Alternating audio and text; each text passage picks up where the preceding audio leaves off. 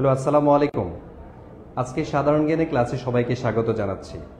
আজকের ক্লাসটি হচ্ছে বিগত সালে নিবন্ধন এবং অন্যান্য পরীক্ষাতে যা এসেছে, যে প্রশ্নগুলো এসেছে তার ব্যাখ্যা বিশ্লেষণ সহ আজকের ক্লাস নাম্বার হচ্ছে 9।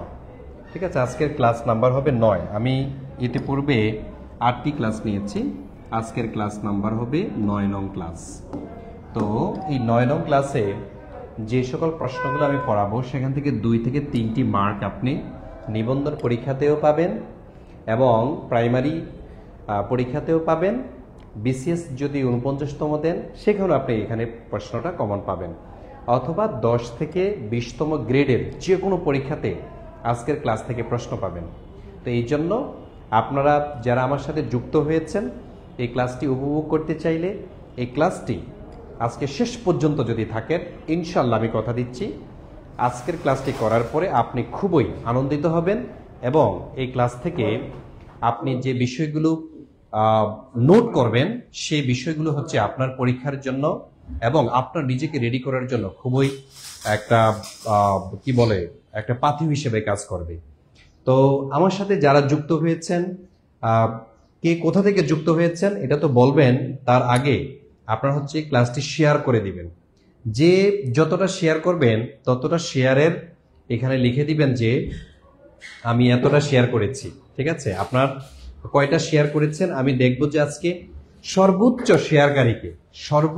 শেয়ারকারী আমি একটু দেখতে চাই যে আজকের ক্লাসটি সর্বোচ্চ শেয়ার করবে, আমি তার নাম বলবো। যে আমাদের মল্লিকা শিপলি জয়েন করেছেন, মিনু আক্তার জয়েন করেছেন। আর শেয়ার করতে হবে, হ্যাঁ, 500 জয়েন না করা পর্যন্ত আমি আমার ক্লাসটা শুরু করছি না। যেহেতু আজকের ফ্রি ক্লাস, এই ফ্রি ক্লাসে আমি যা যা মেডিসিন রেখেছি একটু পরে আপনারা টের পাবেন ইনশাল্লাহ। আচ্ছা, সিলেট থেকে আমাদের কাউসার আহমেদ, কাউসার ভাইয়া আগে শেয়ার করে নেন, হ্যাঁ, আগে একটু শেয়ার করে নিতে হবে, প্লিজ শেয়ার করে দেন আজকের ক্লাসটি। ওয়ালাইকুম আসসালাম, আরিফ রাব্বানি জয়েন করেছেন, আঞ্জুমা খন্দকার জয়েন করেছেন আমাদের সাথে, তারপরে আমাদের সাথে সাবিনা ইয়াসমিন জয়েন করেছেন, তারপরে আমাদের সাথে জয়েন করেছেন রেজভি জয়েন করেছেন মিরপুর থেকে, thank you so much Rezvi. এছাড়াও আমাদের সাথে লাকি ভানু জয়েন করেছেন, তারপরে অনেকে জয়েন করেছেন। তারপরে হচ্ছে সাবিনা ইয়াসমিন জি কক্সবাজার থেকে জয়নাল আবেদিন জয়েন করেছেন, থ্যাংক ইউ সো মাচ ভাই। 5টা শেয়ার করেছেন আমাদের মেজবাহুল আলম, থ্যাংক ইউ ভাই। রুমা আক্তার শেয়ার ডান লিখেছেন, থ্যাংক ইউ সো মাচ। তারপরে এখানে শেয়ার ডান লিখতে হবে, আমি আপনাদেরকে জ্বালাবো না, কিন্তু ক্লাসের শুরুতে আপনারা শেয়ার করে দিলেই কিন্তু আমি ক্লাসটা শুরু করতে পারছি। আপনি শেয়ার না করা পর্যন্ত আমি কিন্তু ক্লাস শুরু করছি না। রোজি সিদ্দিকি বলছে, কেমন আছেন স্যার? আলহামদুলিল্লাহ, আমি ভালো আছি। রোজি আপু শেয়ার করে দেন ক্লাসটি, আপনার অন্যান্য বান্ধবীরাও যাতে জানতে পারে যে এখানে লাইভ ক্লাস শুরু হয়েছে। সোহেল ভাইয়ার সাধারণ জ্ঞানের লাইভ ক্লাস শুরু হয়েছে, আজকের ধামাকা ক্লাস। তারপরে আমাদের আলম ভাই জয়েন করেছেন, শাহিন আলম। তারপর কামরুল হাসান শেয়ার ডান লিখেছেন, thank you brother. Mamun Hasan Satkhira থেকে দেখছি, বাহ, সাতক্ষীরা থেকে দেখছেন আমাদেরকে। তারপরে খাদিজাতুল কুবরা আমাদের সাথে জয়েন হয়েছে।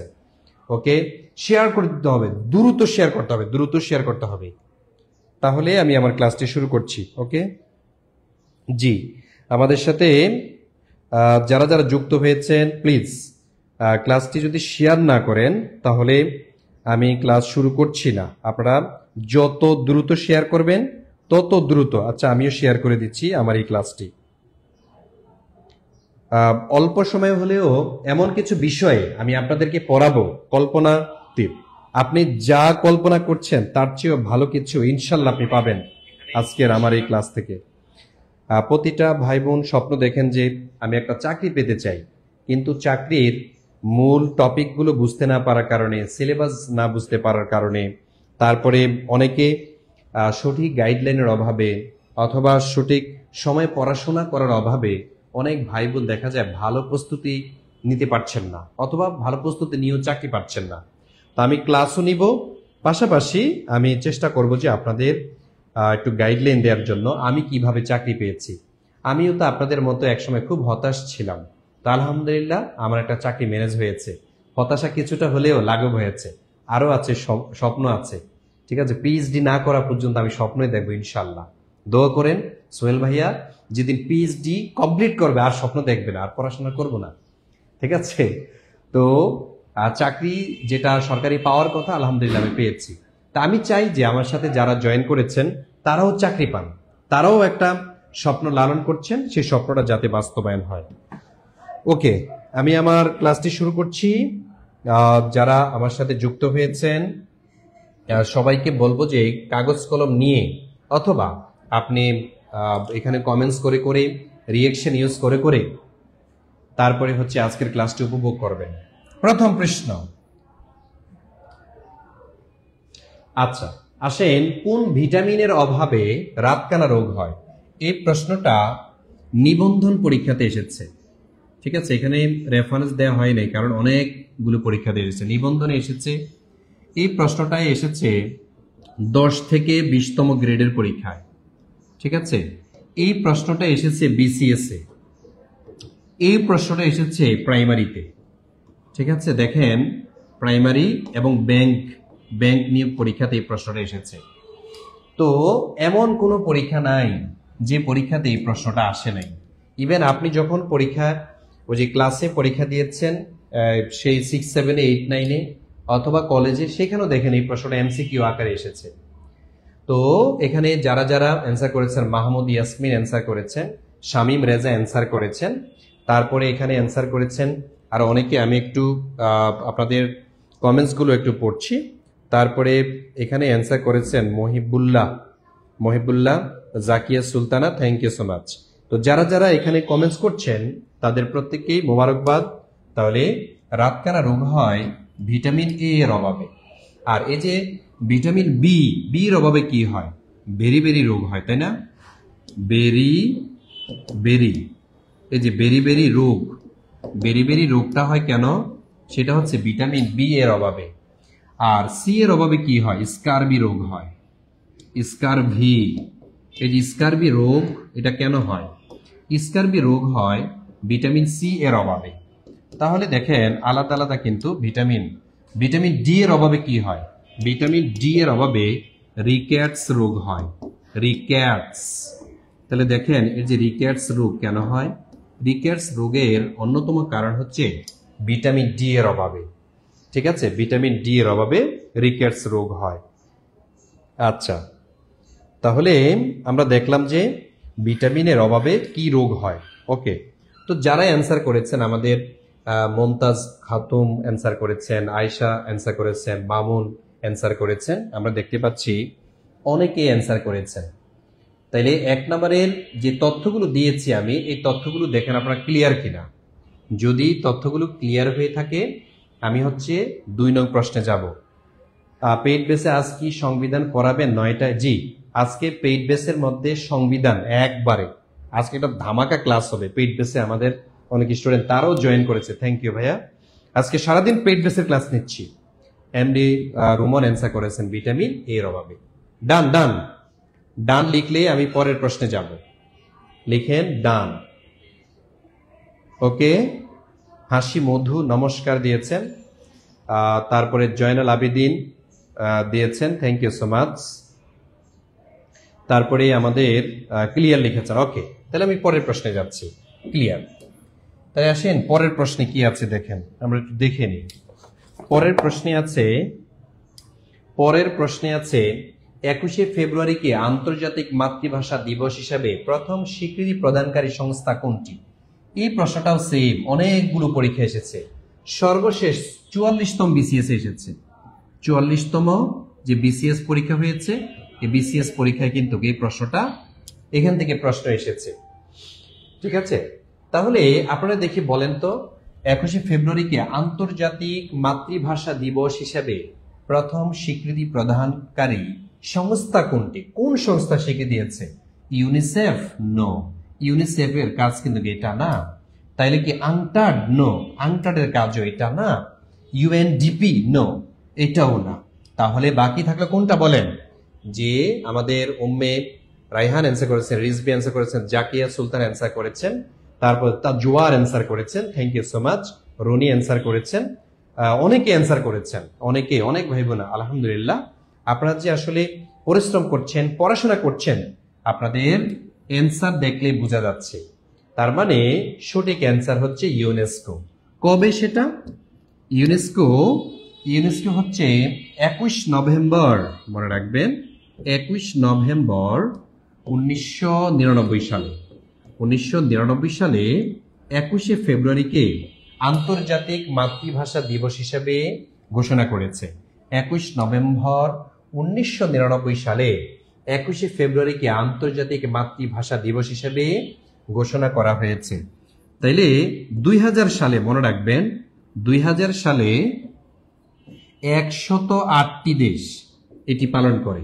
108টি দেশ, 8টি দেশ দিবসটি পালন করে, দিবসটি পালন করে।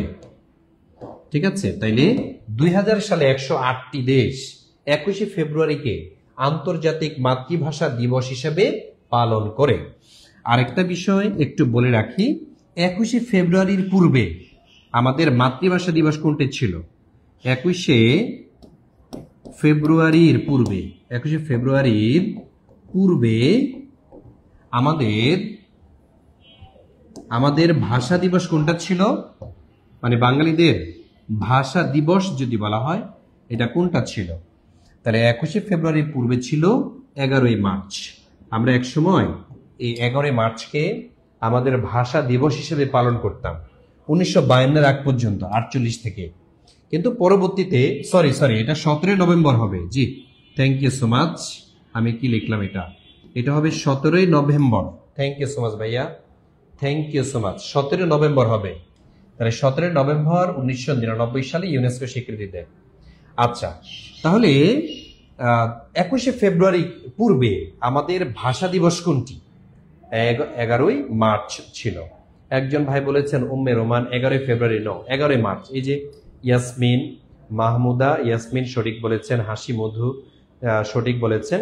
আর যেই ভাইটা আমার এই ভুলটা ধরিয়ে দিয়েছেন তার জন্য আমার কাছ থেকে আশীর্বাদ এবং দোয়া, নাহলে তো এটাই চলে যেত। হ্যাঁ, এটা আমি ভুলে লিখে ফেলেছিলাম 21শে নভেম্বর, মূলত এটা হচ্ছে 17 November 1999। Thank you so much ভাই, থ্যাংক ইউ। আচ্ছা, তারপরে আমাদের এখানে দেখি অনেকে অ্যান্সার করেছেন, সিনথিয়া ইসলাম অনেকগুলো অ্যান্সার করেছেন, তানহা ইসলাম। জি, আপনাদের যদি হয়ে থাকে যে জি ভাইয়া আমার হয়েছে, তাহলে আপনি ডান লিখেন। ক্লিয়ার কিনা বলেন লিখেন যে টু ডান লিখবেন, অথবা টু আলহামদুলিল্লাহ লিখবেন। ঠিক আছে, টু আলহামদুলিল্লাহ। ঠিক আছে, টু ডান অথবা টু আলহামদুলিল্লাহ, এটা লিখতে হবে আপনাদের। তাইলে আমি বুঝবো যে আমি সামনে যেতে হবে। জি বিভা, জি ঠিক বলছেন আপনি, জান্নাত বিভা। তাইলে আমি কি সামনে যাচ্ছি? সামনে যাব? ডান। জি, আমাদের শাহিন ইসলাম বলছেন ডান, মিনু আক্তার বলছেন ডান, মারিয়াম ঠিক আছে, আমি সামনে যাচ্ছি। আসেন পরের প্রশ্ন। 3 নং প্রশ্নে আমরা দেখি কি আছে। মানুষের মধ্যে ক্রোমোজোমের সংখ্যা কত? যদিও প্রশ্নটা বিজ্ঞানের, কিন্তু সাধারণ জ্ঞান হিসাবে পরিগণিত। দৈনন্দিন বিজ্ঞান যেটা, এটা কিন্তু সাধারণ জ্ঞান। মানুষের মধ্যে ক্রোমোজোমের সংখ্যা কত? 22 জোড়া। 22 জোড়া মানে কয়টি? 22 জোড়া মানে হচ্ছে 22 দুগুণে 42। আবার 23 জোড়া, 23 দুগুণে কত? 46। 24 জোড়া নাকি 25 জোড়া? হ্যাঁ, 24 দুগুণে 48 আর 25 দুগুণে কত হয়? 50। তাহলে আসলে কয়টা? হ্যাঁ, 22 জোড়া মানে কয়টি? 42টি। আর 23 জোড়া মানে হচ্ছে 46টি। আর 24 জোড়া মানে হলো 48টি। আর 25 জোড়া মানে হচ্ছে 50টি। এখানে আসলে সঠিক অ্যান্সার কোনটা? দেখি, আমাদের মারিয়া জান্নাত বিভা সঠিক বলেছেন, হাসি মধু আপনারা সঠিক হয়েছে, লিজা আফরুজ আপনারা সঠিক হয়েছে, সোহানা শান্তা, ফিরোজা বেগম, আমানুল হক, এনামুল হক আপনারা সঠিক হয়েছে, আসমা আক্তার আপু আপনারা সঠিক হয়েছে, রিফাত বলছে B B B B B B B B B, হ্যাঁ আপনারটা হয়েছে, তানিয়া আপনারটা হয়েছে। তাইলে সঠিক অ্যান্সার কোনটা? সঠিক অ্যান্সার হচ্ছে 23 জোড়া। সঠিক অ্যান্সার হচ্ছে 23 জোড়া। ঠিক আছে? তাইলে এক্স এবং ওয়াই এইটার মাধ্যমে লিঙ্গ নির্ধারণ করা হয়। এক্স এবং ওয়াই এর মাধ্যমে কি হয়? লিঙ্গ নির্ধারণ করা হয়। সন্তান ছেলে হবে না মেয়ে হবে বলেন তো? এটা কার উপরে নির্ভর করে? এক্স এবং এক্স ওয়াই, সন্তান ছেলে বা মেয়ে হবে এটা হচ্ছে নির্ভর করে হচ্ছে বাবার উপরে। ঠিক আছে? তাইলে সন্তান ছেলে বা মেয়ে হবে এরকম যদি বলা হয় যেটা কার উপর নির্ভর করে, তাহলে এটা হচ্ছে বাবার উপর নির্ভর করে।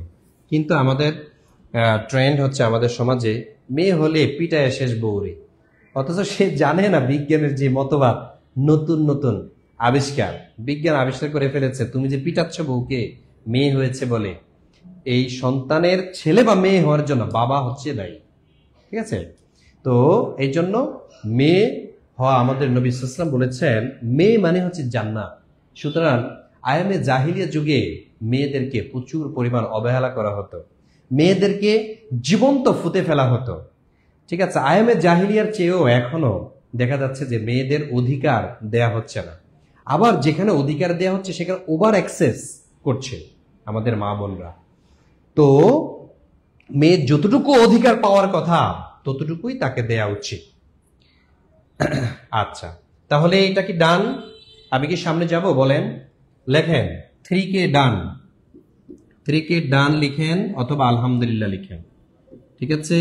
আলহামদুলিল্লাহ। তাহলে আপনার সোয়াবও হলো, আপনার পড়াও হয়ে গেল। আর না লিখলেও সমস্যা নেই, আপনি ডান লিখেন। ঠিক আছে? যে অথবা ক্লিয়ার লেখেন। ঠিক আছে? অথবা লিখবেন ক্লিয়ার, CLR, ক্লিয়ার। এখন সংক্ষেপে লেখে, এখন CLER লেখে না, ক্লিয়ার লেখে। সামনে যান ভাইয়া। আমাদের শাওন আহমেদ ভাই যেহেতু বলছে সামনে যান, তাহলে আমাকে সামনে যেতেই হবে, যেতেই হবে। ঠিক আছে, 4 নং প্রশ্ন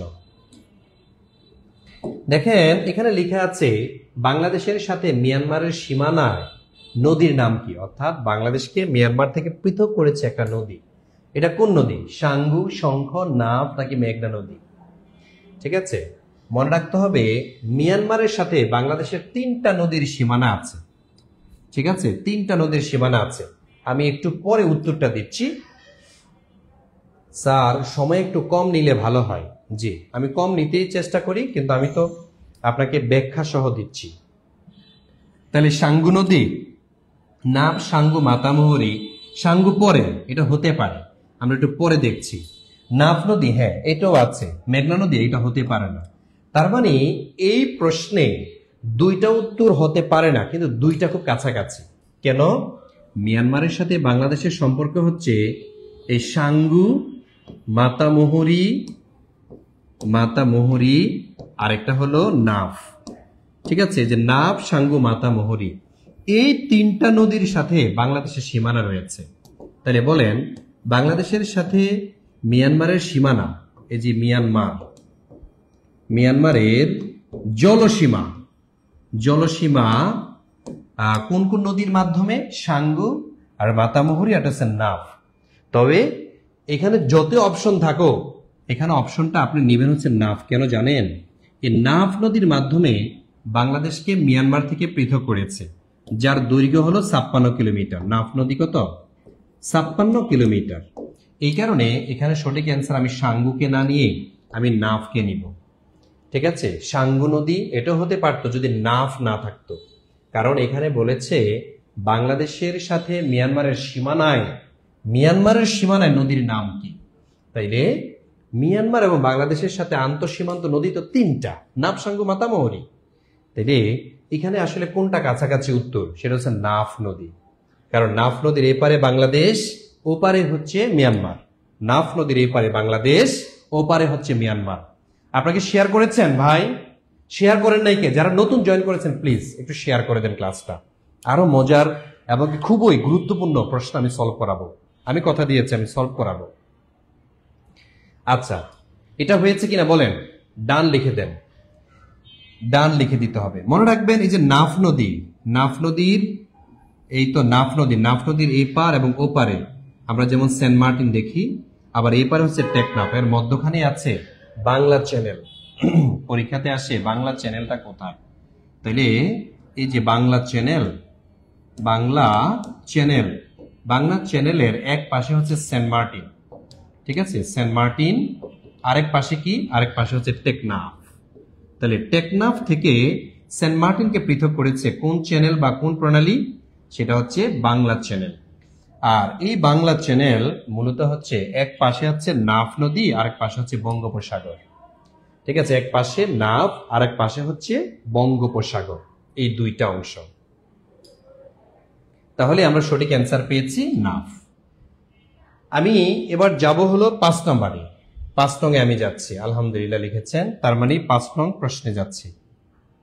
ডান ডান। 5 নং প্রশ্নে আসেন, টেলিফোনের জনক কে? এমন একজন ব্যক্তি যে ব্যক্তির নামটাই ভাইরাল। এই নাম যারা রেখেছে পৃথিবীতে অনেক বিখ্যাত হয়েছে। বলতে হবে ওই বিখ্যাত ব্যক্তি কে, ওই নামটা রাখলেই ভাইরাল হয়ে যায়, নামটা রাখলেই প্রতিষ্ঠিত হয়ে যায়, ঠিক আছে, আপনি দেখেন। তাহলে টমাস আলভা এডিসন? না, টমাস আলভা এডিসন তিনি বাল্ব আবিষ্কার করেছিলেন, তাই না? Howard Aiken? No, Howard Aiken না, উনি কম্পিউটারের সাথে জড়িত। Martin Cooper? উনি মোবাইলের সাথে জড়িত, মোবাইল ফোন আবিষ্কার করেছেন। তার মানে টমাস আলভা এডিসন হচ্ছে না, হাওয়ার্ড আইকেন এটা হচ্ছে না, মার্টিন কুপার হচ্ছে না। তাইলে সঠিক অ্যান্সার কোনটা বলেন? সঠিক অ্যান্সার কোনটা হবে? সঠিক অ্যান্সার কোনটা হবে দেখি? জি, ভিটামিন, সঠিক অ্যান্সার কোনটা হবে বলেন দেখি। আচ্ছা, অনেকে দেখছেন মারিয়া জান্নাত বিভা, সিনথিয়া ইসলাম সুরভি, আমাদের মাহমুদা জুই, তারপরে হচ্ছে MD A B Siddique, Nishat Jahan Nipa answer করার চেষ্টা করেছেন। Thank you so much, thank you. তাহলে আমরা দেখতে পাইলাম যে আমাদের অনেকেই অ্যান্সার করেছেন, থ্যাংক ইউ সো মাচ। তারপরে সুমন, সাদেক, সুমি, মারিয়াম আক্তার, ইয়াসমিন, শাহনাজ সঠিক অ্যান্সার করেছেন। আমাদের সুমাইয়া আক্তার সঠিক হয়েছে আপনারটা। জান্নাত, শুক্রিয়া, জাজাকাল্লাহ, টিউটোরিয়ালের সাথে উত্তম রিজিক দান করবে, আলহামদুলিল্লাহ, আমিন। তারপরে বিভা কি বলছে, বিপ্লব, বিপ্লব ডালি সঠিক বলেছেন। আব্দুল সালাম সঠিক হয়েছে, ওকে। তাহলে এখানে সঠিক অ্যান্সার হবে আলেকজান্ডার গ্রাহাম বেল, ঠিক আছে। এই আলেকজান্ডার গ্রাহাম বেল, পৃথিবীতে আরেকজন আলেকজান্ডার আছে, ওনাকে বলা হয় the great Alexander, the great Alexander. তাহলে দ্য গ্রেট আলেকজান্ডারটা কে ছিল? Great Alexander, the great Alexander তিনি হচ্ছেন মেসিডোনিয়ার প্রেসিডেন্ট বা বিশ্বজয়ী বীর ছিল, বিশ্বজয়ী বীর, বিশ্বজয়ী একজন বীর ছিল আলেকজান্ডার গ্রাহাম বেল নামে। আবার বাংলাদেশে একজন নায়ক আছে আলেকজান্ডার নামে, ঠিক আছে। এই যে আলেকজান্ডার, যদিও উনি অত একটা ভালো সিনেমা করেছেন প্রথম দিকে, এখন আর করছেন না। এই যে আলেকজান্ডার, উনি কে বলেন তো? বাংলাদেশের চলচ্চিত্র জগতের একজন নায়ক, ঠিক আছে। তারপরে চর আলেকজান্ডার আছে, চর, একটা চরের নামও আছে, চর আলেকজান্ডার, ঠিক আছে, চর আলেকজান্ডার। এটা কোথায় বলেন তো?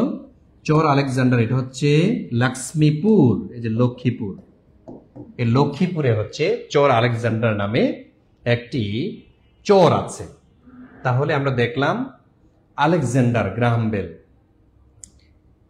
তারপর আরেকজন আছে আলেকজান্ডার ফ্লেমিং, একজন আছে না, আলেকজান্ডার ফ্লেমিং কিন্তু একজন আছে। জি, আমাদের রোজা অনেকগুলো আলহামদুলিল্লাহ বলেছেন, Arshi Roza, thank you so much. Ayesha Binte Jannat এই মাত্র জয়েন করেছেন। তারপরে অনেকেই সঠিক অ্যান্সারটা দিয়েছেন, থ্যাংক ইউ সো মাচ। তারপরে জোনাকি আলো সঠিক অ্যান্সার দিয়েছেন। তারপরে হচ্ছে মারিয়াম আক্তার সঠিক হয়েছে। তারপরে আমাদের রিজবি সঠিক হয়েছে, thank you so much. Mariyam Jannat বিবাহ অনেকগুলো অ্যান্সার করেছেন। তাহলে 5 ডান। আমি কি যাব? আলহামদুলিল্লাহ, ওকে। লিলন হুসাইন বলেছেন জি। আচ্ছা, তাইলে আমি সামনে যাচ্ছি নাকি? 6 নাম্বার প্রশ্ন, এটা অ্যান্সার করবে, এটা মনে হয় সবাই পারবেন। কচু শাক বিশেষভাবে মূল্যবান যে উপাদানের জন্য তা কোনটি? এই প্রশ্নটা কতটা পরীক্ষাতে এসছে আমি যদি বলি, এটা কিন্তু নিবন্ধনের প্রশ্ন, নিবন্ধন 11তম নিবন্ধন এই প্রশ্নটা এসেছিল। এই প্রশ্নটা আবার বিসিএস ও আসছিল, এই প্রশ্নটা আবার ব্যাংকের পরীক্ষাতে এসেছিল। ঠিক আছে, ব্যাংক নিয়োগ পরীক্ষায় এই প্রশ্নটা এসেছিল। কচু শাক বিশেষভাবে মূল্যবান যে উপাদানের জন্য তা কোনটি? বলেন, এটা কি ফসফরাস, নৌ, লৌহ, ক্যালসিয়াম নাকি আয়োডিন? দেখি সুলতানা খাতুন হাসি মধু সঠিক অ্যান্সার দিয়েছেন। সুলতানা খাতুন আপনারা সঠিক হয়েছে। আকাশ নায়েশ আলহামদুলিল্লাহ লিখেছেন। আবির হাসান সঠিক হয়েছে। মোহাম্মদ বিল্লাল হোসাইন আপনারা ভুল হয়েছে। তারপর হচ্ছে বিথি ইসলাম আপনারা সঠিক হয়েছে। তারপরে বিভা আপনারটাও সঠিক হয়েছে। তারপরে হচ্ছে আমাদের সিনথি ইসলাম লৌহ বলেছেন, থ্যাংক ইউ সো মাচ। আমাদের সিদ্দিক ভুল বলেছেন, ঠিক করে নেন। মরিয়ম আক্তার আপনারটাও ভুল হয়েছে। তারপরে হচ্ছে নুরুজ্জামান আপনি আলহামদুলিল্লাহ বলেছেন। তারপর হচ্ছে 3 বন্ধু মিলা সঠিক অ্যান্সার করেছেন। এখানে সঠিক অ্যান্সার লৌহ, এটা হচ্ছে লৌহ। তার মানে কচু শাকের মধ্যে যে উপাদানটা বেশি থাকে সেটা হচ্ছে লৌহ। এই কচু খাইতে চায় না মানুষ, বলছে স্যার কচু ভাল লাগে না। অথচ কচুর মধ্যে যে লৌহ আছে এটা যে আপনার শরীরের জন্য বিশাল রোল প্লে করে আপনি জানেনই না। ঠিক আছে, কচুর লতি, কচু শাক এগুলা বেশি খাবেন। গ্রামে যারা আছেন, আপনারা তো অনেকে গ্রামে আছেন, গ্রাম থেকে দেখছেন কে কে দেখি, গ্রাম থেকে দেখছেন কে কে, আর ঢাকা থেকে দেখছেন কে কে? স্যার শুধু মেয়েদের নাম পড়েন, শরীফুল আলম, পিন্টু, আমার এখানে মেয়েদের নাম বেশি আসতেছে, আমি কি পড়বো? এই যে এখন আসতেছে সীমান্ত রায় আসতেছে, দৃষ্টি আসতেছে, জান্নাতুল মুন্নি, আপনি বলেন। আর মেয়েরা যদি অ্যান্সার করে আমি কারটা বলবো? হ্যাঁ, মেয়েদেরকে প্রাধান্য বেশি দিচ্ছি নাকি? আত্মাই সব, অন্তর আত্মাই সব, আপনি বলেন এটা কি মেয়ে না ছেলে? আমি তো বুঝতে পারছি না। আচ্ছা, তারপরে প্রশ্ন আসেন, আমি পরের প্রশ্নে যাচ্ছি। 7 নং প্রশ্ন, সুষম খাদ্যের উপাদান কয়টি? সুষম খাদ্যের উপাদান কে বলতে পারবেন? সুষম খাদ্যের উপাদান 5টি, 6টি, 7টি নাকি 8টি? এটা একবার সহজ প্রশ্ন, একবার সহজ প্রশ্ন। যদি আপনি না পারেন তাইলে আপনি এই আরো বেসিক থেকে পড়তে হবে। দৈনন্দিন বিজ্ঞান এই বইটা, বা আমরা যে আমাদের এখান থেকে কিন্তু একটা বই দিয়েছি আপনাদের যারা ভর্তি হয়েছে তাদেরকে বই দিয়েছি, এইটা পড়ে দেখবেন সেখানে লেখা আছে সুষম খাদ্যের উপাদান 5টি না নাকি 6টি। এই যে আমাদের বিভা বলছে 6টি, তারপরে আমাদের আফরুজা ঢাকা থেকে দেখছেন না, লতা, সঠিক অ্যান্সার কোনটা হবে এখানে? 5টি, 6টি, 7টি নাকি 8টি? তাহলে কয়টা হবে? আকাশ নায়ের, তারপরে হ্যাঁ সুরভি, তাহলে 8টি হবে না, 7টিও হবে না, 5টিও হবে না। সঠিক অ্যান্সার কোনটা? এই হচ্ছে 6টি। তাহলে সঠিক অ্যান্সার যেটা আমরা পেয়ে গেছি, হ্যাঁ, খাবারের উপাদান মানে সুষম খাদ্যের উপাদান হচ্ছে 6টি। আচ্ছা, একটা সুষম খাবারের নাম বলেন তো, এমন একটা খাবার যেখানে সব উপাদানগুলো আছে, সেটার নাম কি? সেটার নাম হচ্ছে দুধ। ঠিক আছে, এই দুধের মধ্যে আপনি সব উপাদানগুলো পাবেন, তাই না? আচ্ছা, তাইলে ডান ডান, 7 নাম্বার ডান।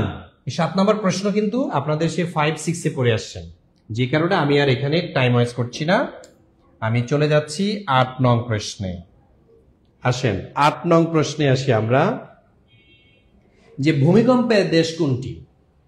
ভূমিকম্পের দেশ কোনটি? কোন দেশে সবচেয়ে বেশি ভূমিকম্প হয়? ঠিক আছে, সেটা কি চীন হবে নাকি জাপান হবে, থাইল্যান্ড নাকি ইন্দোনেশিয়া? আমি একটু সঠিক অ্যান্সারটা আপনাদের কাছ থেকেই প্রথমে নিতে চাচ্ছি, তারপর আমি বলে দিচ্ছি সঠিকটা। কারণ আপনাদেরকে সুযোগ দিচ্ছি এই কারণে যাতে যারা পড়াশোনা করেছেন তারা যাতে অ্যান্সার করে নিজের কনফিডেন্সকে বাড়াতে পারেন। ঠিক আছে, এখানে কিন্তু কনফিডেন্স বাড়ানোর একটা কৌশল পড়া পারলে। তাইলে বলেন, চীন এটা হবে না, চীন দেশে এত ভূমিকম্প হয় না, থাইল্যান্ডও হয় না, ইন্দোনেশিয়াতেও না, ইন্দোনেশিয়াতে বৃষ্টিপাত হয় ভালো, তাইলে সেটা হচ্ছে জাপান। জাপান হচ্ছে ভূমিকম্পের দেশ। আর যদি বলা হয় বজ্রপাতের দেশ কোনটি, তাইলে বজ্রপাতের দেশ হচ্ছে ভুটান অথবা বজ্র ড্রাগনের দেশ। ঠিক আছে, বজ্রপাতের দেশ। বিশ্বের সবচেয়ে বেশি বজ্রপাত ভুটানে হয় এটা হচ্ছে 1 নম্বরে। আর 2 নম্বর যে দেশে বেশি বজ্রপাত হয়, বজ্রপাত মানে ঠাডা, যে দেশটাতে বেশি ঠাডা পড়ে সেটা হচ্ছে আমাদের গর্বিত বাংলাদেশ। কারণে অকারণে ঠাডা পড়ে মানুষ মারা যায়, ঠিক আছে, কারণে অকারণে পড়ে, আবার কারো কারো কারো কল্পিত ঠাডা পড়ে। ধরেন আপনি চাকরির পরীক্ষা দিয়েছেন কিন্তু কাঙ্ক্ষিত রেজাল্ট আসেনি, পরীক্ষা ফেল করছেন, এই আপনি বইলা বসেন যে হে আল্লাহ এই ঠাডা আমার উপরে কেন। তারপরে ধরেন একজন আরেকজনের উপর রাগ করেও আপনারা বলেন যে হে আল্লাহ তোমার ঠাডা কি এখন আর বন্ধ, এখন কি ছুটিতে আছে, ঠাডা পড়ে না কেন তার উপরে, এইভাবে আপনারা কাজ করেন আরেকজনকে, উচিত না। তাহলে দ্বিতীয় বজ্রপাত যে দেশটাতে হয় সেটা হচ্ছে আমাদের বাংলাদেশে। আর এই সে ভুটান, তারা 1 নম্বরে। আর এই সে ভুটান যারা 1 নম্বরে আমাদের বাংলাদেশকে স্বীকৃতি দিয়েছিল 71 সালে, বাংলাদেশকে স্বাধীন দেশ হিসেবে স্বীকৃত দানকারী দেশ, সেটা হলো এই ভুটান। তাহলে আমি কি পরের প্রশ্নে যাব? 9 নং প্রশ্ন, 8 নং বলেন ডান কিনা? ডান ডান ডান। যদি 8 নং হয়ে থাকে তাহলে আমি সামনের দিকে যাব। আলহামদুলিল্লাহ আমাদের অনেক ভাই বোন বলছেন প্রশ্নগুলো অনেক সহজ। জি, এই সহজ কথাটা বলার সাহস কিন্তু সবার নাই, কারণ ওনারা পড়াশোনা করে না। আর আপনি পড়াশোনা করেছেন বলেই আপনার কাছে সহজ লাগতেছে, ঠিক আছে, এগুলো সবাই পারে না। আমাকে বিশ্বাস করেন, আরো সহজ যদি দেয়া হয় এটাও পারে না। একবার পরীক্ষা আসছিল বাংলাদেশের জাতীয় মাছের নাম কি, সবাই অ্যান্সার করেছে, কেউ বোয়াল, কেউ কাতল, কেউ রুহি, কারণ সবার ধারণা মনে হয় জাতীয় বিষয়টা চেঞ্জ হয়েছে। তাইলে এত সহজ কি প্রশ্ন করে? তাইলে সঠিক অ্যান্সার ছিল ইলিশ মাছ। ইলিশ মাছ হচ্ছে আমাদের জাতীয় মাছ, এটা চেঞ্জ হয় না। জাতীয় জিনিসগুলো সহজে চেঞ্জ করে না, এটা চেঞ্জ করতে গণভোট লাগে, সংবিধান চেঞ্জ করা লাগে। আর সবাই দিয়ে আসছে কাতল, বোয়াল, রুই মাছ, যে মনে হয় চেঞ্জ হয়েছে। তাহলে সহজ প্রশ্ন আসলেও বিপদ। একবার 2011 সালে বিসিএস পরীক্ষা আসছিল, বাংলাদেশের রাজধানী কোনটি? ঢাকা উত্তর নাকি ঢাকা দক্ষিণ, নাকি শেরেবাংলা নগর নাকি ঢাকা? এখন কেউ দিয়ে আসছে ঢাকা উত্তর, কারণ উনি ঢাকা উত্তরে থাকেন, তো ওনার কাছে গুরুত্বপূর্ণ মনে হয়েছে যে নায়ক নায়িকেরা তো বেশি ঢাকা উত্তরে থাকে। আবার কেউ দিয়ে আসছে ঢাকা দক্ষিণ, তার কাছে গুরুত্বপূর্ণ মনে হচ্ছে যে জগন্নাথ বিশ্ববিদ্যালয়, পুরান ঢাকা, সদরঘাট, এগুলো তো হচ্ছে ঢাকা দক্ষিণে। আবার কেউ দিয়ে আসছে শেরেবাংলা নগর, তার কাছে এই কারণে যুক্তি দিয়েছে, এই কারণে যে শেরেবাংলা নগরে যেহেতু সংসদ, এই কারণে মনে হয়। আসলে সঠিক অ্যান্সার হবে ঢাকা। এরকম সহজ প্রশ্ন দেয়া হয় যাতে আপনি কনফিউজড হয়ে যান। তাহলে সহজ কথা যায় না বলা সহজে, সহজ করে বলতে আমায় সহজে। কে জানি বলছে আমাদের জাতীয় মাছের নাম হচ্ছে পাঙ্গাস। মজা করছেন না? আসেন পরের প্রশ্নে আসি আমরা। পৃথিবীর তাপমাত্রা বৃদ্ধির জন্য দায়ী কোনটি? Nitrogen, methane, carbon die oxide নাকি নাইট্রাস গ্যাস? পৃথিবীর যে আমাদের যে গ্লোবাল ওয়ার্মিং হচ্ছে, পৃথিবীর তাপমাত্রা বৃদ্ধি পাচ্ছে, এটা কেন? এটা কিসের কারণে, কোন গ্যাসের কারণে এই তাপমাত্রাটা বৃদ্ধি পাচ্ছে? তাইলে অনেকে বলবেন নাইট্রোজেন, কিন্তু আপনার উত্তরটা ভুল হয়েছে, ঠিক আছে, নাইট্রোজেন হবে না। তারপরে সুমন হাসান মজা করছে, শেষের কবিতা বলছে, হ্যাঁ আপনার শেষের কবিতা হাসি মধু, আপনাদেরগুলো কেন যেন সত্য হয়ে যায়। তাহলে মিথেন না, বাংলাদেশের প্রাকৃতিক গ্যাসের মধ্যে সবচেয়ে বেশি যে উপাদানটা থাকে সেটা হচ্ছে মিথেন। তাহলে নাইট্রাস গ্যাস এটাও হবে না, নাইট্রাস গ্যাসও হচ্ছে না, তাইলে কোনটা হবে? Carbon die oxide gas. এই কারণে তাপমাত্রা বৃদ্ধি পাচ্ছে। তাপমাত্রা বৃদ্ধির কারণ কি? Carbon die oxide gas. এই প্রশ্নটা আপনি একটি স্টার মার্ক দিয়ে রাখেন, আপনি প্রশ্নটা আবারও পাবেন, এই প্রশ্নটা আবারও আসবে, আবারও পরীক্ষাতে আসবে। আমি কি বুঝাতে পেরেছি? জি, ধানসিঁড়ি সঠিক হয়েছে আপনার অ্যান্সার। রূপা খাতুন সঠিক হয়েছে, সুমাইয়া আক্তার সঠিক হয়েছে, তারপরে মেজবাহুল আলম আপনারটা সঠিক হয়েছে, জান্নাতুল ফেরদৌস জান্নাত, আব্দুল সালাম, তারপরে বেবি হাওলাদার, সাদিয়া জান্নাত, হ্যাঁ আপনাদেরগুলো সঠিক হচ্ছে। যারা যারা এখন অ্যান্সার করছেন সবারগুলোই সঠিক হচ্ছে। তাহলে সঠিক আমরা কোনটা পেলাম বলেন? সঠিক পেলাম হচ্ছে কার্বন ডাই অক্সাইড গ্যাস পৃথিবীর তাপমাত্রা বৃদ্ধির জন্য দায়ী। তাইলে আমি কি 10 নং প্রশ্নে যাব? বলেন 9 নং। আপনারা কয়েকটা রিঅ্যাকশন ইউজ করবেন আর লিখবেন হচ্ছে নেক্সট, অথবা লিখবেন ডান, অথবা লিখবেন ক্লিয়ার, অথবা লিখবেন আলহামদুলিল্লাহ। ঠিক আছে, এই কয়েকটা জিনিস আপনাদের লিখতেই হবে। ঠিক আছে, লিখলে আমি বুঝবো যে আমাকে সামনে যেতে হচ্ছে। জি, আর ক্লাসটি যারা শেয়ার করেছেন তাদেরকে মন থেকে আমি দোয়া করছি, কারণ আজকের ক্লাসটি এত গুরুত্বপূর্ণ ক্লাস। আপনার কারণে গুরুত্বপূর্ণ প্রশ্নগুলো জানতে পারছে আপনার বন্ধু, আপনার প্রতিবেশী, আপনার কোনো ভাই বা বোন, এবং এখান থেকে তো প্রশ্ন আসবে। আচ্ছা, নেক্সট, থ্যাংক ইউ।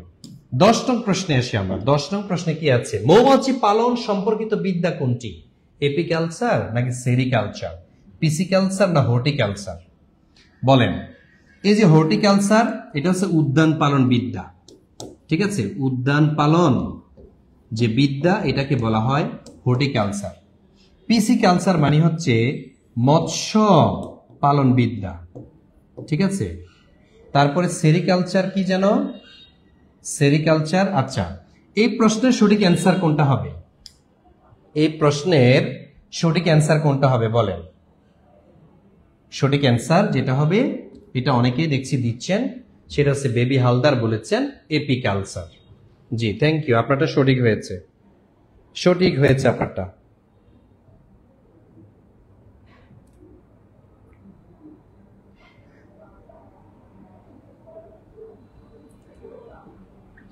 আচ্ছা, রেশম পোকার যে একটা চাষ আছে এটাকে সেরিকালচার বলা হয়। রেশম পোকার চাষ, এই যে রেশম পোকার চাষ বা বিদ্যা, এটা হচ্ছে সেরিকালচার বলা হয়। ঠিক আছে, ডান, আলহামদুলিল্লাহ। তাহলে আমরা দেখেন অত্যন্ত গুরুত্বপূর্ণ যে প্রশ্নগুলো, এখান থেকে এই প্রশ্নটা আপনি 1000% বা 100% শিওর দেন, এই টপিকটা থেকে 100% প্রশ্ন আসবে, 100%। আপনি বিসিএস ও এখান থেকে প্রশ্ন পাবেন, যারা 49তম বিসিএস দিবেন। আর যারা 19তম নিবন্ধন দিবেন অথবা প্রধান শিক্ষক হতে চাচ্ছেন, আপনাকে বলবো এই টপিকটা 100% গুরুত্ব দিয়ে আপনি পড়বেন, কারণ এখান থেকে আপনার প্রশ্ন অনেকগুলো আসবে ভাই, অনেকগুলো প্রশ্ন আসবে। আমি এগুলো বুঝাতে পারবো না আপনাকে কথায়, কারণ এই টপিকটা অর্থাৎ সেরিকালচার, এপিকালচার, পিসিকালচার, হর্টিকালচার, হ্যাঁ, তারপরে হচ্ছে সেরিকালচার, এগুলো থেকে অনেক অনেক প্রশ্ন আসে, অনেক প্রশ্ন আসে। ডান। তাহলে পরের প্রশ্নে আসি আমরা। এবার আসেন, একজন সাধারণ মানুষের দেহে কত টুকরা হাড় থাকে? হাড় মানে হাড্ডি। কয় টুকরা, কয়টা হাড় থাকে একটা মানুষের, সাধারণ মানুষের শরীরের মধ্যে? 205টি নাকি 206টি, 207, 208? এই প্রশ্নের অ্যান্সার আপনারা করবেন, এই প্রশ্নের অ্যান্সার আপনারা করবেন। জি, আমাদের শাকওয়াত হোসেন, শাকওয়াত শারমিন সুলতানা অ্যান্সার করেছেন, ভুল হচ্ছে আপনাদেরগুলো।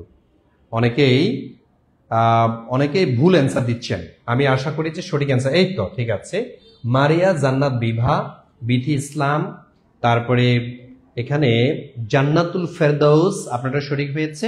তারপর সোহান শামস, আপনারা সঠিক হয়েছে ভাই।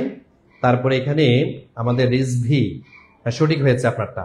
নিপা আক্তার, আপনারা সঠিক হয়েছে। তানজিলা খাতুন, তারপরে ধানসিরি ফিরোজ, তারপর হচ্ছে প্রান্ত বৈশাখ, আকাশ নায়ের, তারপর হচ্ছে সোহান পারভিন। তাই রে 205টি যারা বলছেন তাদেরটা কিন্তু হয় নাই। ঠিক আছে, আবার 208টি যারা বলছেন তাদেরটাও কিন্তু হয় নাই। 260টি যারা বলছেন ওনাদেরটাও এখানে হয়নি। তাহলে এখানে সঠিক অ্যান্সার কোনটা পাচ্ছি আমরা? সঠিক অ্যান্সার পাচ্ছি 206টি।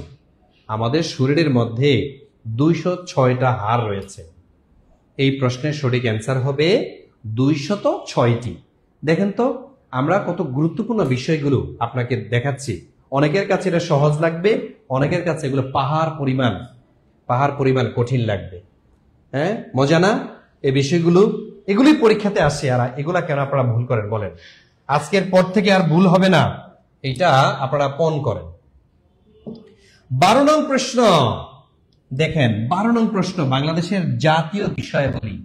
যদি আমি বলি কোন বিষয় থেকে প্রশ্ন হয়, একটা বললাম ওই যে বিভিন্ন চাষবিদ্যা ওখান থেকে আসে, আরেকটা হচ্ছে জাতীয় বিষয়াবলী। এই জাতীয় বিষয়াবলী, এই জাতীয় বিষয়াবলী থেকে আপনার প্রশ্ন নির্ঘাত, এখানে 99% কমন দিয়ে আপনি পড়বেন জাতীয় বিষয়াবলীগুলো। বাংলাদেশের জাতীয় পতাকা রূপকার কে? হ্যাঁ, জাতীয় পতাকা রূপকার আমাদের শরীফুল ইসলাম। জি, তাসনিম ইসলাম বলছে আজকের অনেক প্রশ্ন নাকি সহজ হচ্ছে। জি, আপনার কাছে সহজ লাগতেছে ভাই, কারণ আপনি প্রস্তুতি নিচ্ছেন বলে। ইনশাল্লাহ আপনার পরীক্ষা অনেক ভালো হবে। ঠিক আছে, আপনি সহজ যেহেতু বলছেন। সোহান ইসলাম, কামরুল হাসান বলছেন, তার ফাহিম বলছেন কামরুল হাসান, তাইলে রফিকুল নবী উনি হবে না। কায়ুম চৌধুরী যারা বলছেন তাদেরটা হচ্ছে না। মর্তুজা বশির যারা বলছেন হচ্ছে না। তাহলে সঠিক অ্যান্সার হবে কামরুল হাসান। কামরুল হাসান, এটা হচ্ছে কামরুল হাসান। বাংলাদেশের যে পতাকা, এই পতাকার সাথে জাপান এবং পালাও এই দুইটা দেশের পতাকার মিল আছে। জাপান প্লাস পালাও, এই দুই দেশের পতাকার সাথে বাংলাদেশের পতাকার মিল আছে।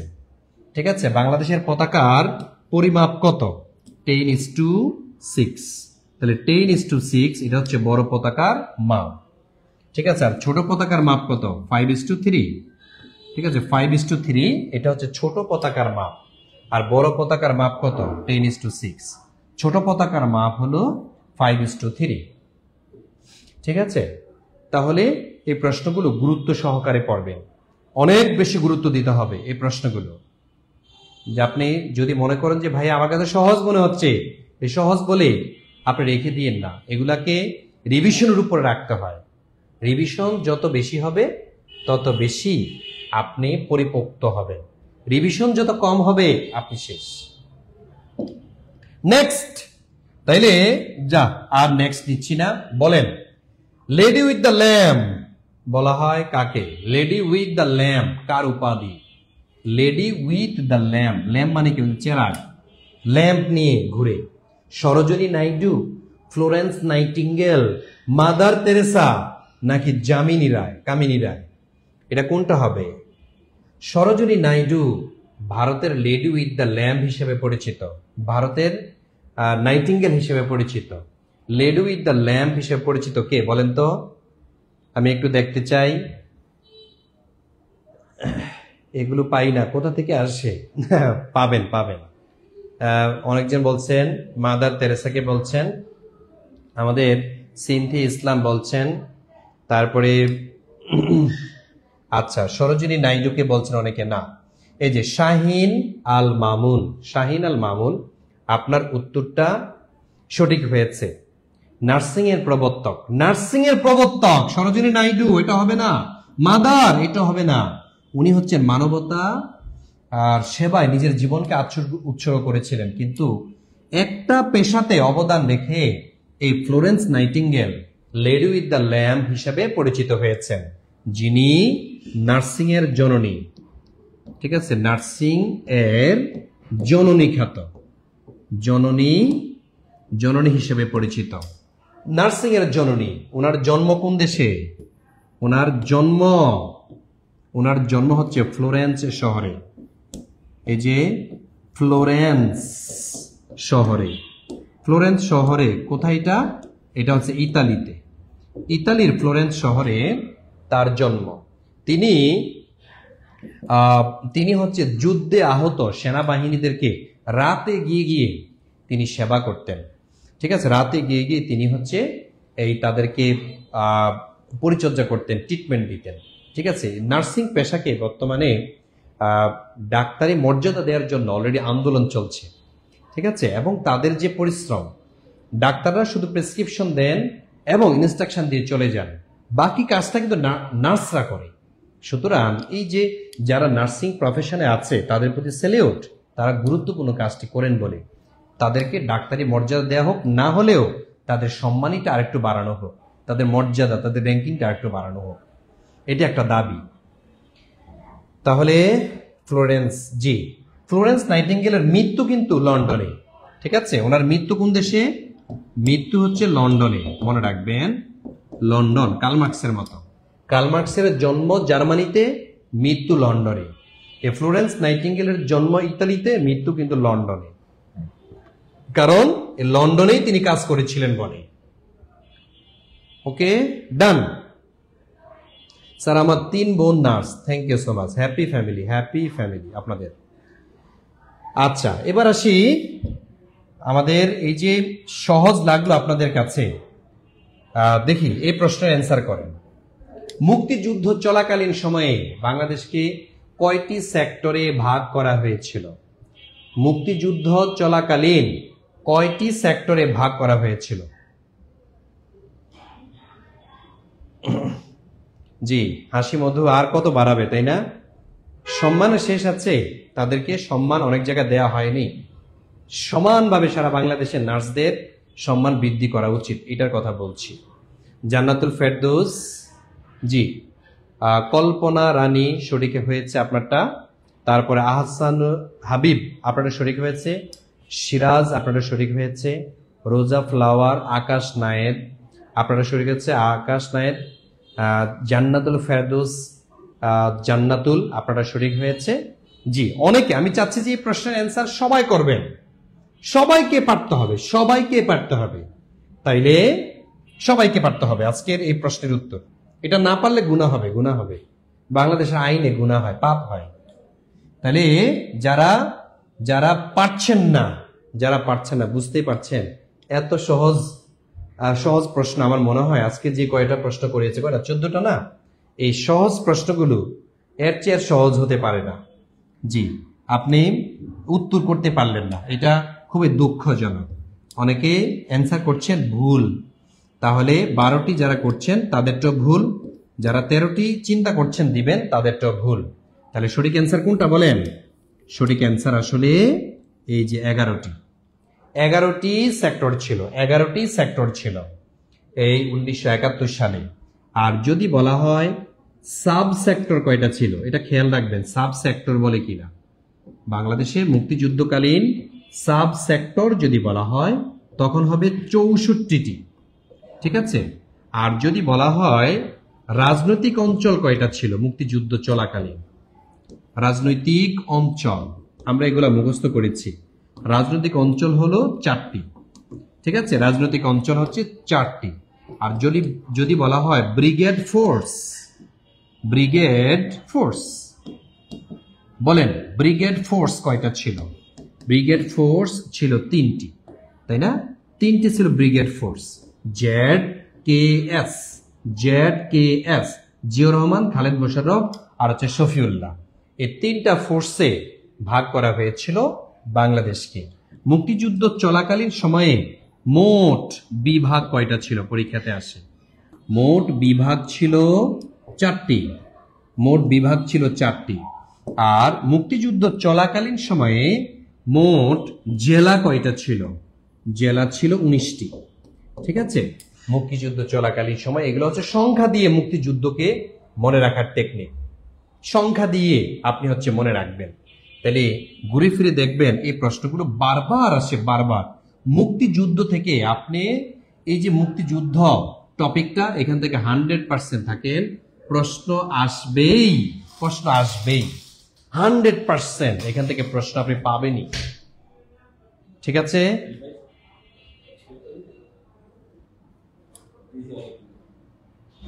হান্ড্রেড পার্সেন্ট আপনি প্রশ্ন পাবেন, ঠিক আছে। মুক্তিযুদ্ধ টপিকটাকে অবহেলা করেন না যে শেখ হাসিনা পালাইছে মুক্তিযুদ্ধ নিয়ে, ব্যাপারটা এমন না। এখান মুক্তিযুদ্ধটা শুধু একটা পরিবারের না, মুক্তিযুদ্ধ হচ্ছে আমাদের বাঙালি জাতির একটা সম্পদ। সুতরাং এখান থেকে আপনি প্রশ্ন পাবেনই। বলেন, গুরুত্বপূর্ণ টপিক পাচ্ছেন কিনা আপনারা বলেন? আলোচনাটা কি? আমি বলছিলাম ব্যাখ্যা সহই কিন্তু আমি দিচ্ছি, এবং এখান থেকে যা যা প্রশ্ন আসতে পারে আমি সেগুলো আপনাদেরকে বলছি। জি, থ্যাংক ইউ সো মাচ যারা অ্যান্সার করছেন। এভাবে আজকে যে আমি ক্লাসটা নিয়েছি আপনাদের কেমন লাগলো আপনারা একটু কমেন্টস করে জানাবেন। তাহলে আমি আরেকটা লাইভ ক্লাস নিব, আমি অন্য একদিন, আগামীকালে নিব, ইনশাল্লাহ আগামীকালে নিব আমি লাইভ ক্লাস। যদি আপনারা মনে করেন যে না ভাইয়া ক্লাস কিন্তু ঠিক ছিল এবং ব্যাখ্যা সহ দিয়েছেন, অনেক মজা পেয়েছি, মনে রাখার যে টেকনিকগুলো বলেছেন এগুলো আলহামদুলিল্লাহ আমার কাজে দিবে। যদি মনে হয় তাহলে বলবেন, তাহলে আমি আরেকটা লাইভ ক্লাস নেব।